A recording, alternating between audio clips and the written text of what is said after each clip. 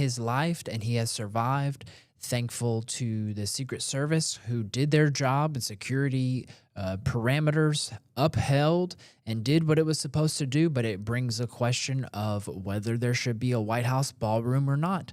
We'll discuss this and more, as well as updates on the Iran-U.S. talks and ceasefires about opening up the Strait of Hormuz. And we'll end on talking about some ramifications on the Virginia vote last week about redistricting and what this means for the nation going forward, as well as some behind-the-scenes relational information about what is happening with the Supreme Court justices, as a new book has been released that details some very important information about how we can pray and what needs to be prayed in this season ahead. As we discuss, was President Trump's safety effectual prayers or just poor planning? We'll discuss all this and more on today's Pipeline Report.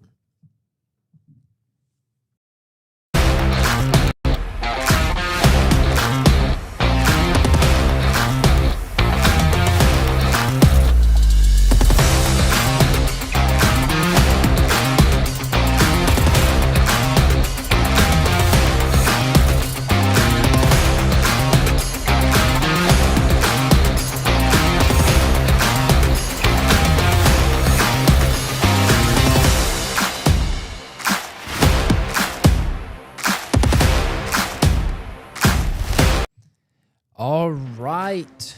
A wonderful weekend that we had, and some very eventful news, as it's never a dull moment. Again, as I say, if you ever get bored, you don't want to watch soap operas or telenovelas, the news will do just fine.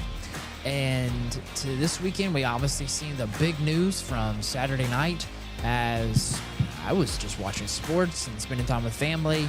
And then all of a sudden you see things pop up about President Trump's life being under risk, and everybody being brought out of the White House Correspondents' Dinner.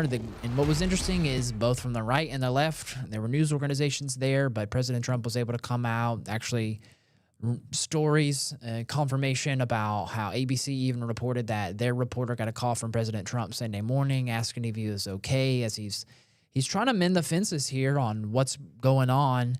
And he survived. Everyone who was there was survived, as the parameters that were set up there at the Hilton Hotel went actually into place and did what it was supposed to do. And if you remember, President Trump's been talking about how there needs to be a White House Correspondents' ballroom, or more so, a ballroom at the White House. There's been uproar about this, and this is exactly why. We'll discuss a little bit about this in a little bit of detail, as there's information that's come out about more reasoning as to why that is. But I first want to start out in Scripture, and we're seeing that this verse being used, and I'm not here to discredit it. I'm here to say, hey, this is kind of a reason of why we're praying here. Going into James 5, verses 16 and 17, depending on which version you would prefer, bringing up this as the multiple versions are brought up. The one that comes to mind here is the effectual fervent prayer of a righteous man availeth much. That one was used right after this to kind of confirm the need for prayer, and I want to kind of come back that, but and back that up. And then also the New American Standard talks about the effective prayer of a righteous man can accomplish much. And here you see in Scripture them talking about Elijah, saying, who was a man with a nature like ours, and he prayed earnestly that it would not rain, and it did not rain on earth for 3 years and 6 months. And it goes to talk about how eventually he did rain, and the rains came. And more so just to say, okay, your prayers effective prayers of a righteous man availeth much. There's even books and programs and stories and things written about it, as just basic research this morning kind of pulls up. But the point of this, of why I want to bring it up, is we've been talking about this for years on this, not only for President Trump, but even President Biden when he was office, for his safety and his protection, and even those within the admin.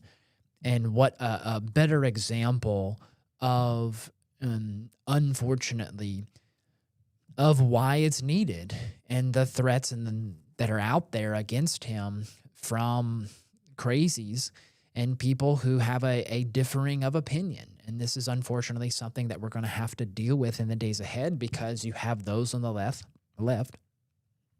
people such as Hassan Piker, a big voice on the left calling, let their blood spill out on the streets, which is very concerning and not how, one, we deal with things here in America. And you're hearing these outside voices. And I'll bring this scenario is, if you remember anything in like sociology and just history within America, you remember the term of us being a melting pot. And the new term that's brought up is a salad. We're a salad bowl. Whereas a melting pot, you had people who would come into America and would assimilate, would kind of pick up what the ideals and the foundational laws here in America and how we ran the country via the Constitution. But now it's more of what is being termed as a salad bowl, where everybody retains their own flavor. They may pick up a little flavor from, the lettuce and the tomato a little bit, but in reality, as they stay confined to their own norms, their own cultures, and they don't necessarily assimilate, whether it be via open borders or anything else. And the reality is you're seeing this kind of play out, this tribalism bring forth through the top, as if I'm right, and if you're wrong, that means I have to eliminate you.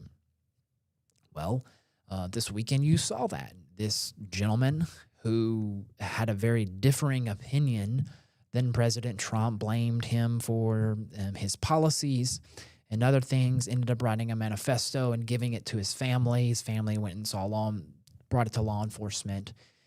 And unfortunately, they weren't able to get to him in time, but Secret Service was, as they protected almost every cabinet member, Vice President J.D. Vance, President Trump, Melania, Speaker Johnson, Stephen Miller, those within the cabinet, Pete Hegseth, RFK Jr., if you see the photos of him just sitting there, there's another gentleman sitting there.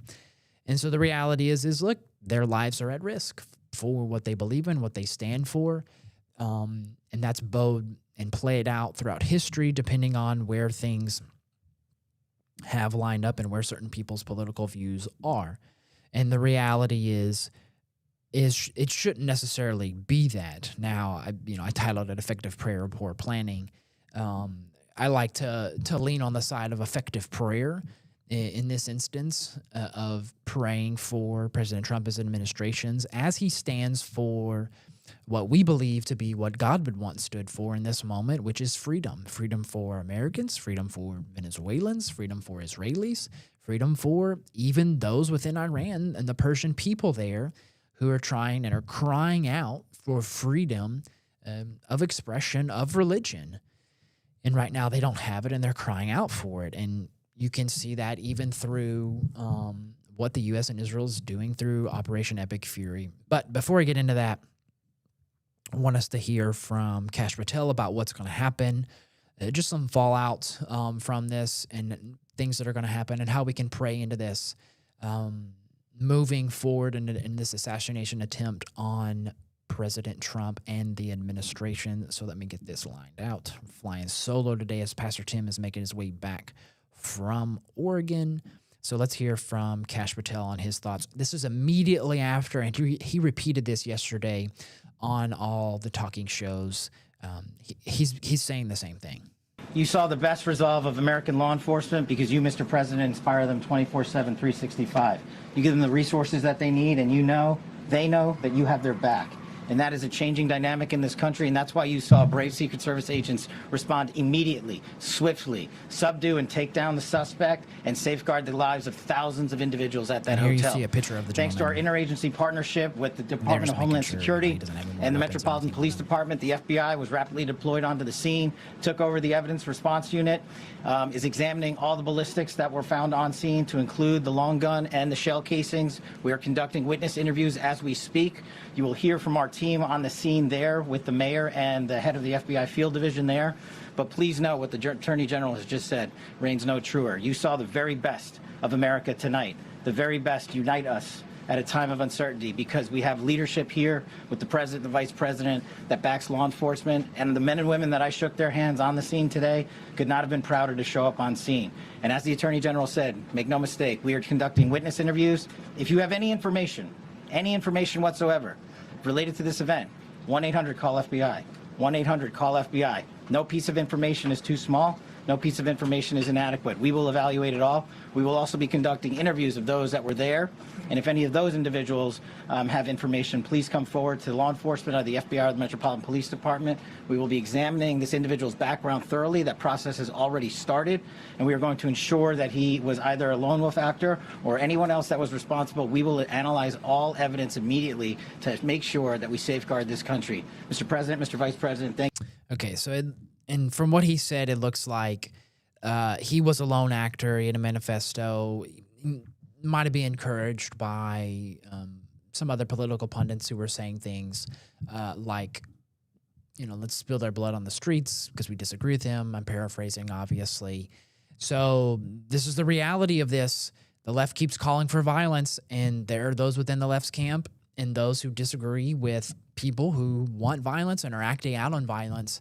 And the question of this is, look, are the American people waking up to this, who disagree with even the violence? And let's say there are political disagreements, but they don't agree with, taking out your political opponent and or religious opponent, or just an opponent in general, someone who just disagrees with you, friends, family, and anywhere in between.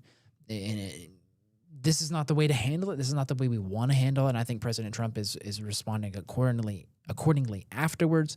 But leading up to the event, here's the situation. And I want to kind of hammer in on this point of whether there should be a ballroom in the White House or not. And when they had it at this hotel, this is actually the same hotel that there was an assassination attempt on President Ronald Reagan in the 80s. Quite interesting. And but this is from the Morning Wire, from Daily Wire. I like listening to them because they give me a highlight of the news. But they brought out a good point about what actually happened at the hotel leading up to Secret Service. There were reports that even Speaker Johnson talked about how security was kind of laxed, how the day of they kind of shut things down. You couldn't come through, but there were gaps in the security. So I want to play this from them instead. Let me pull this up here.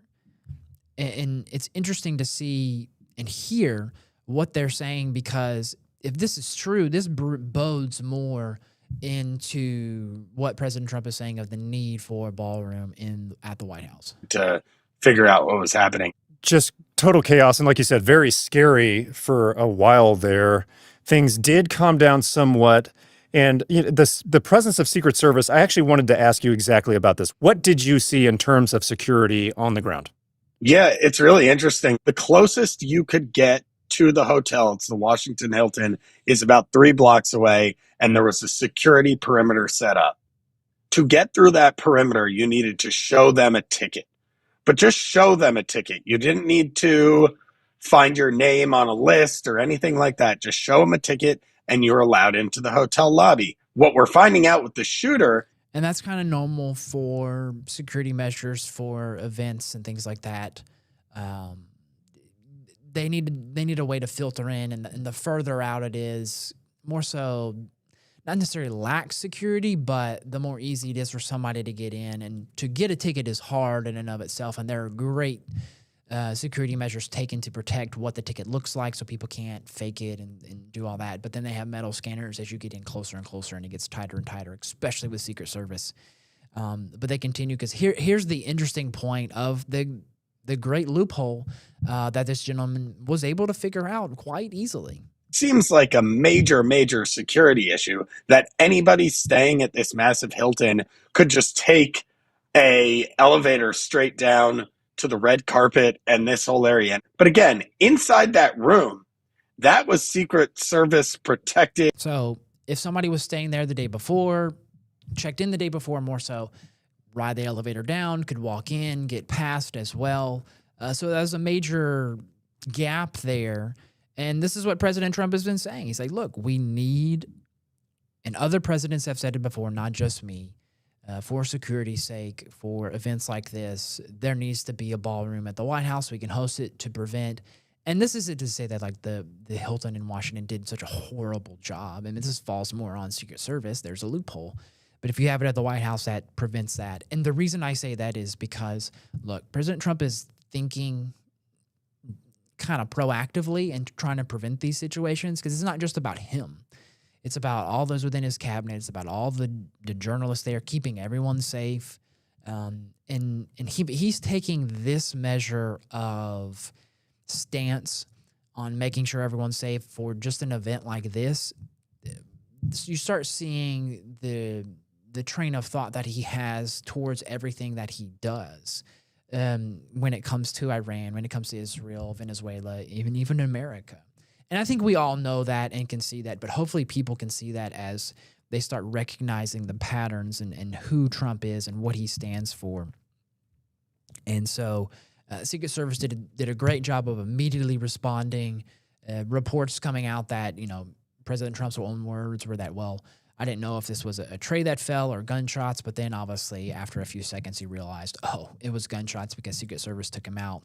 So they did their job, they did the right thing, and like Kash Patel said, this is something that when security, when police, when law enforcement is backed up, given the proper resources, this is how, and allowed to have certain protocols in place to have a standard.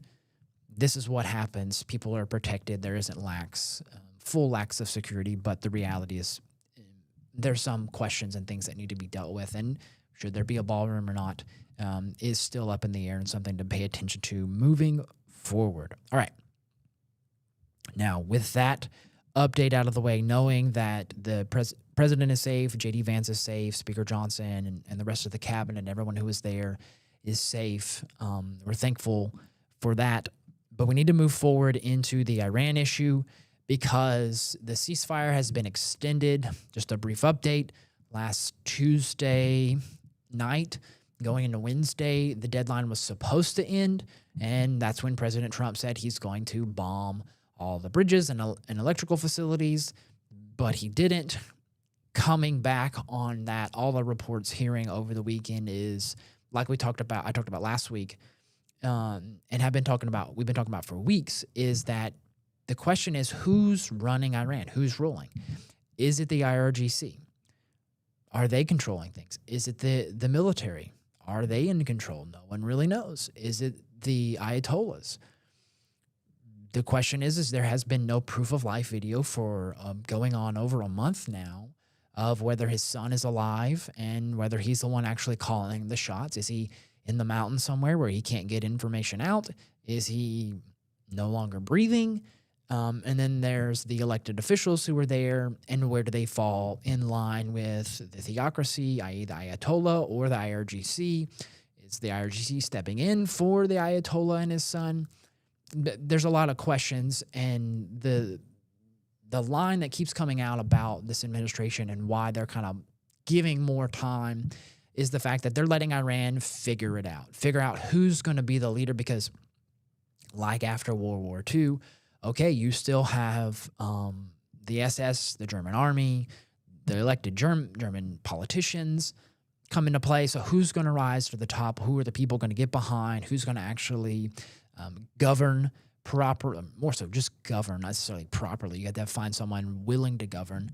And so this begs the question. Now we're hearing as of earlier this morning that Iran has come back. And again, the big question is about opening the Strait of Hormuz. But here Fox is breaking an Axios report about this and where things lie as of early this morning. Hormuz. Axios writing, quote, Iran gave the U.S. a new proposal to reopen the Strait of Hormuz and end the war, with nuclear negotiations postponed for a later stage, according to a U.S. official and two sources with knowledge. Diplomacy is in a stalemate, and the Iranian leadership is divided about what nuclear concessions should be on the table. The president also commenting on when the war could end and on the regime's nuclear threat to Fox News. Israel would get blown up within minutes from the time they got it. So we can't let Iran have a nuclear weapon. So This should have been done by previous presidents. It should have been done for years. 47 years it's been going on, and nobody did anything about it. We've done a great job, and it'll come to an end very soon, and we're going to be very victorious. But they cannot have a nuclear weapon. Joining us now to discuss this is Fox News contributor and former CIA station chief Dan Hoffman. Dan, we know that the president has said we are not budging any way, shape, or form on nukes. We need to get what we are demanding on nukes, or there will not be a deal. Does Iran not understand that? Okay. So we heard from Axios, we heard from the president talking about nukes, talking about what it would mean if Iran got nukes. So obviously right now the big thing is about opening up the Strait of Hormuz. The president's done that to a varying degree. As we saw last week, Iran started attacking its allies and ships that came through, even after releasing them with the Indian ship, and that the U.S. has kind of been involved there. And this is a checkmate for Iran, because 80% of their oil that comes out of these ports goes to China. And if they're cutting off China, who's funding them, it's a major problem for both the Iranian economy and the Chinese economy. There are reports that from $420 million to $432 million that Iran is losing daily, and China's supply of cheap oil is running out as Venezuela's been cut off and now Iran's been cut off. So Iran is really reeling from this and hurting their economy. And what the reason President Trump is willing to give grace here and give delay is because he doesn't want to blow up bridges. He doesn't want to blow up the electrical facilities. He will if, they won't come to their senses. And he's hoping that, in the proverbial sense, the cream will rise to the top of those who kind of have a better understanding. And that's what he says, the leaders, the people he's negotiating with, they're understanding the situation. The reality is are they the ones really in control? And what looks like these reports and these talks are falling apart. There's even reports coming out of Jerusalem that Netanyahu is meeting with his officials and his cabinet about the reality that the U.S.-Iran talks have fallen apart, and they will fall apart. So what does that mean? And this is why we're here. What do we pray? How do we pray in this moment?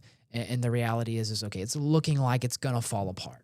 What does President Trump do then? Is the move to go in and blow up bridges? Is the move to go in and blow up electrical plants, et cetera, blow up take Carg Island, blow up whatever he's thinking of doing? We want to pray for him to have the wisdom and those within his cabinet and the military to fully see clearly what the ramifications of this are. And more importantly, we here believe that they have thought through this. This is not something they thought of just yesterday. This is 50 years in the making. But now it's like, okay, who are the voices that rise to the top? We had our dream about there being internally within the military some conflict there about what's really going on and what's needed. So there's a need of effectual prayer there for clarity, for the Holy Spirit and wisdom to rise through. If we're talking in a biblical moral sense of, whether there's grace been given, as we've mentioned before, from what we're seeing, it looks like there is. It's our opinion. The reality is this in the timing of the Lord, and how much more forward progress can be made in trying to bring about a transition of more so ideologies, less than regime. Because it's more about allowing freedom than versus restrictions. You saw last week that because President Trump put out on a Truth Social post the 8 women who were rumored to be executed in a public style were now, one, either given shorter sentences or being shortly released thereafter, and their lives were saved. Whether that's true or not is very difficult to determine. As of right now, they're saying of the scale of bandwidth that could actually come in and out of Iran via the internet, only about 1% of the internet is actually working, and that's more than likely just the government officials who are actually using it. The people there don't have it. They're restricting things like Starlink, satellite internet access. So it's it goes back to medieval times to a degree of paper and word of mouth about how news is getting around and what's happening. The thought is, okay, if you can arm the people can rise up and take back. But the question is do they have capability of even doing that, military understanding, et cetera, things like that. So we want to continue to pray for not only this administration, but for the people there in Iran. As you keep hearing reports and reports of real Iranians, of people who actually know people and are there, they're happy this is happening. The attacks from Israel and Iran. And also, it's kind of shocking certain portions of the media of like, well, we think this shouldn't happen. And even some quote unquote Republican pundits who are shocked when they talk to people who have family there of like, look, yeah, we want this to happen because we need freedom. So we want to continue to pray here on this issue for those involved in this situation as we see their safety, but then also clarity of mind as they're walking through this. Now, leading up to the point of another kind of testimony of the need for prayer and the fruit of effectual prayer goes into a new book written by a journalist by the name of Molly Hemingway, who, if I remember correctly, she runs the Federalist paper, or the Federalist. It's a news organization that is obviously more conservatively minded, but she focuses on certain aspects. And she just wrote a book about Justice. Pull this up. Justice Samuel Alito. And in it, through her interviewing of over 100 people, and this, stay with me here for a second, because this ties into what I'm talking about of the needs for prayer here, is because during the Roe versus Wade unwinding decision last year, there was reports of leaks, and we're getting reports of leaks even now from smaller cases. And what happened, and the reason it's important that one, hopefully ends, but two, more so that the term slow rolled of the decision that is actually put out be dealt with, because this puts people's lives at risk. And the decision, what she says is the decision for Roe v. Wade was actually, by the majority, was put out in February. And they didn't release it until almost like June, July. And so they intentionally slow rolled it. And there were ways they did it, and then the majority came out. But I want to hear straight from the horse's mouth about what she found and some ramifications behind this, because I think it's very interesting. And the reason we need to understand this is because the vote last week out of Virginia about redistricting, this same tactic more than likely will be used. So we're going to need to, and I'll explain that here after this, but this tactic is going to be used not only for this Virginia case, in my opinion, and something we need to pray for, but in other cases as well. But we really need to pray that this comes to an end. First, what surprised you most while reporting this book? Something that really changed how you personally saw Alito in the court? Well, I interviewed close to 100 people for the book, and these were Supreme Court justices and federal judges, law professors, really high-level people. And the thing that was the most revealing for me was about the reaction of the liberal justices to the Dobbs leak. So when that leaked, the justices who signed on to the Dobbs decision, this was the one overturning Roe after 50 years, they had their lives threatened. They had to wear bulletproof vests. They had to be moved to secure locations. And the liberal justices actually slow-walked their dissent, quite intentionally so, and against the wishes of their colleagues, to kind of drag that out until the very last minute, even though their colleagues' lives were. So, with this frame of reference,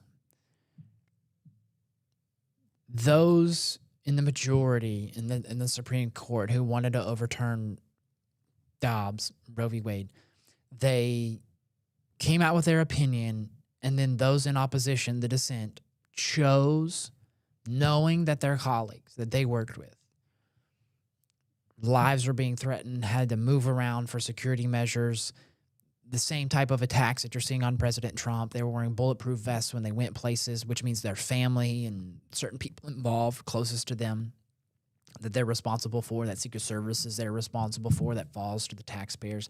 That's a separate issue. But the opposing justices chose to slow walk intentionally and then not deal with the leaker who might have been somebody underneath them. But she continues. Under threat. And I just thought that was, something obviously nobody knew that was going on behind the scenes. And it was just really surprising to learn that. Yeah, honestly, I was shocked when I first read that coming out of your book. What can you unpack it for us? How exactly did they slow walk that process? Okay, so the Dobbs decision was disseminated to all the justices by early February. And that meant that the dissent could be written, if it weren't already written by that point, they could fine tune it. And yet it leaks on May 2nd, which is 3 months later. And they then meet in conference, the justices meet in conference, and they are shocked to find out that the Dobbs decision, which needs both the majority opinion and the dissent in order to be made public, they were shocked to find out that those justices did not have anything close to being ready to have it come out. So some of the justices who were dealing with these daily threats at their homes, which led to an assassination attempt on Justice Kavanaugh, they said, can you speed it up? So they say, well, maybe we'll get to it by June. And then when they finally get the dissent together by June, they include a completely gratuitous and unnecessary footnote to a case that was still being worked on. And so it didn't come out for another 3+ weeks. Now, when you're dealing with daily threats every day at your home, your wife, your husband, your children are facing these, that's a really long time period to go through when your colleagues could have done it much more quickly. Again. So this is what you're dealing with in Supreme Court when you have differing opinions. This is an unfortunate incident from those who have lifetime appointments, which means if these are the tactics that they're going to use on obviously a big case and it wasn't dealt with, are they going to continue to use it? More than likely, it looks like they will. But the reality is okay, and I bring this story up because we have the vote last week where, and I'll bring this up, where the what looks like the constituency within Virginia voted to basically allow the redistricting to where rural districts are ruled by Fairfax County, talk about Democrats, and the maps are so gerrymandered that it's problematic. And last week you had a lower court kind of back that up. The issue is it's going to have to go to the Virginia Supreme Court and then go through the Court of Appeals and then ultimately up to the Supreme Court, where it looks like the Supreme Court should knock it down if ruled properly, because there's a rule from what I'm finding that you had to allow this to be in public notice basically for upwards of 60 days, and that was not. And that's per Virginia state constitution. That procedure was not followed, so ultimately it null and voids this whole redistricting issue. But the reality is not only on this Virginia issue, but on Louisiana and other cases that are actually before the Supreme Court that could help before the midterms. The Supreme Court is not going to move. They're going to slow walk. They're not going to put out their decision so that states can redistrict based upon final ruling from the Supreme Court. And this has to deal with federal elections. So this is where the Supreme Court comes into play. This isn't just a state's issue. And so the reality is this is the dynamics, and I bring this story up on how the inner workings of the Supreme Court is coming out of what it's like for those who are there. And this is the reality of what we have to deal with, and more so what they have to deal with.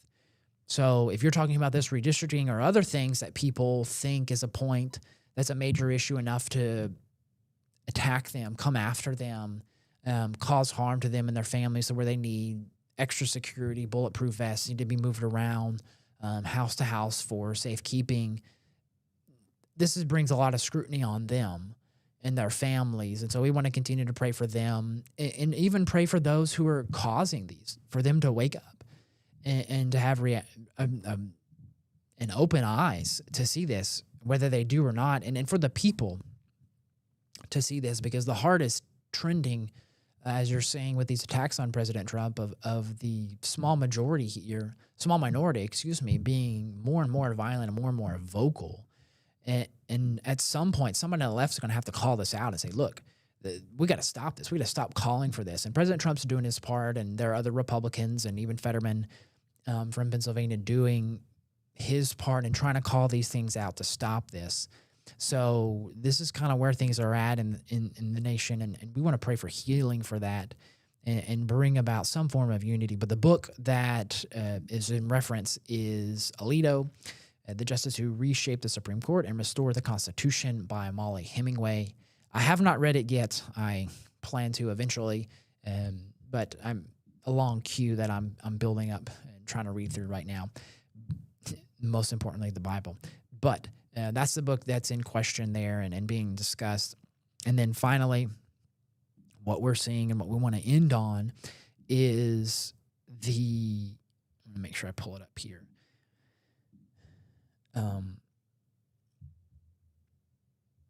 The issue of redistricting and the primaries. Here it is. So we had the primaries in Virginia last week. I'm going to usvotefoundation.org that talks about the date of the primaries. You're seeing a lot of primaries. I think you had a special delegation in New Jersey this last week, along with the Virginia vote. But in May, there's a lot of primaries specifically in Alabama that have to do with congressional, state, gubernatorial, and judicial elections, and then some in June. We've had some pass in March. And then a lot trend toward the end of the year. You have Idaho as well. I'm just going through this list here. Kentucky, Louisiana is in the middle of May, and some people are even starting to get geared up there as we have the Senate election between Letlow, Cassidy, and then Fetterman for taking that seat because Trump has put all his eggs towards Letlow and trying to get Cassidy out because he voted for him in impeachment.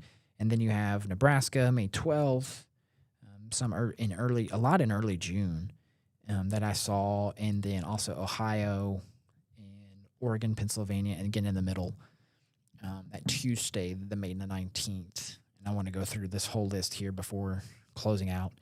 West Virginia, that was the last one. So we're seeing these primaries come up that lead towards the midterms, very key votes here. Again, you have things in play, governor's races, Senate races, obviously House races, and then your local elections. So become aware. If you need help with that, send us a note, send us an email. We can help get that information. For whatever state you're in. If you're in Louisiana, the best place to go is a Louisiana Family Forum, where they'll help keep you up to date and answer a lot of the details of the questions of what is actually being voted on, who's a good candidate, where they stand on family values. And there are lots of organizations like that throughout the country, just like Louisiana Family Forum. I know in North Carolina they had several. When I lived there, I followed them, and I still kind of do. But other states have them as well, as this is kind of a big focus to kind of be a pundit for family values moving forward. And somebody puts in, we have to win the midterms. And ultimately the reality is look, we want the people, we would like to win the midterms for family values, moral values, getting back to upholding the Constitution. But the reality is we want a free and fair election, and we want the people's vote to come forward, minus any interference. And what this will tell us is where the heart of the people are at in this country. Because there's still a spiritual battle, in a sense, to pray through and really go out and spread the gospel to these areas. I mean, Michigan, in and of itself, last week came out where they had like a big rally. I mean, it was nothing that looked anything American at all, more so something that would be open to hearing other people's point of views. It was all one-sided.